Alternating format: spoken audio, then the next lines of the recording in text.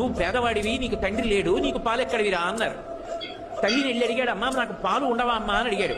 ఎక్కడి నుంచి తెస్తుంది పిచ్చి తల్లి? ఆవిడ పాలు లేవు అని చెప్పలేక బియ్యపు పిండి నీళ్లలో కలిపి ఇచ్చింది తాగరా అని.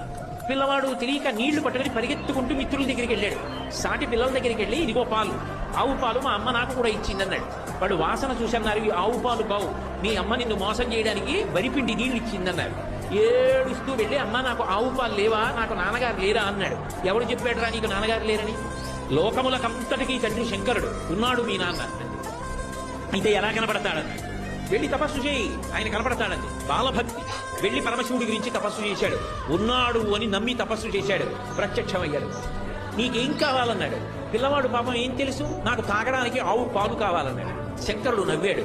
ఆవు పాలు ఇవ్వనా? నేను దర్శనమిస్తే నీకు ఇవ్వవలసింది కాసిన ఆవు పాల.